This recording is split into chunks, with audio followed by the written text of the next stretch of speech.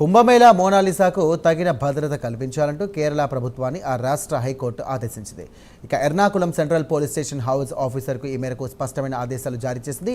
ఈ కేసులో భాగంగా రిట్ పిటిషన్ పరిష్కారం అయ్యే వరకు కూడా మోనాలిసాకు రక్షణ కొనసాగించాలంటూ కూడా న్యాయస్థానం స్పష్టం చేసింది.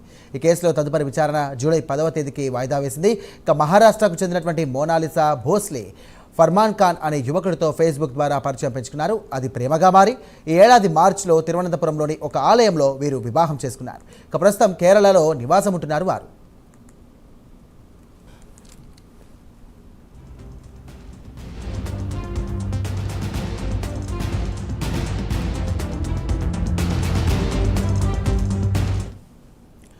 ఇక మోనాలిసా వివాహంపై ఆమె కుటుంబ సభ్యులు తీవ్రస్థాయిలో అభ్యంతరం వ్యక్తం చేశారు.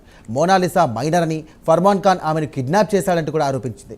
దీనిపై మధ్యప్రదేశ్ పోలీసులు ఫర్మాన్ ఖాన్పై కిడ్నాప్, ఫోక్సో చట్టం కింద కేసులు నమోదు చేశారు. ఈ పరిణామాల నేపథ్యంలో తన ప్రాణాలకు ప్రమాదం ఉందంటూ కూడా భావించిన మోనాలిసా కేరళ హైకోర్టును ఆశ్రయించింది.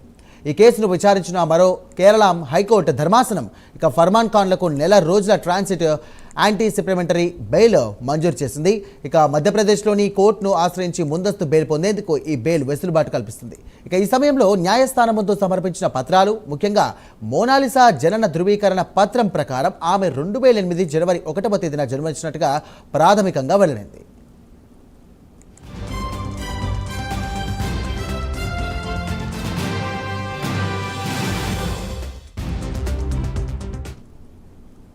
ఇక కేరళం హైకోర్టు మోనాలిసాకు రక్షణ కల్పించాలంటూ కూడా ఆదేశించడంతో ఆమెకు తాత్కాలికంగా ఊరట లభించినట్లయింది. కానీ ఈ కేసులో అసలు సమస్య ఇంకా అలాగే ఉంది. మోనాలిసా వయస్సు నిర్ధారణే ఇప్పుడు అత్యంత కీలకం. ఒకవేళ ఆమె మైనర్ అని తేలితే కనుక ఫర్మాన్ ఖాన్పై కిడ్నాప్, అలాగే ఫోక్సో వంటి తీవ్రమైనటువంటి నేరాలు రుజువయ్యే అవకాశం ఉంటుంది. ఇదే సమయంలో ఫర్మాన్ ఖాన్కు కేరళ హైకోర్టు మంజూరు చేసిన ట్రాన్సిట్ బెయిల్ ముగియడానికి ముందు అతను మధ్యప్రదేశ్ కోర్టును ఆశ్రయించి ముందస్తు బెయిల్ పొందాల్సి ఉంది. లేదంటే అతని అరెస్టుకు అవకాశాలు కూడా ఉన్నాయి.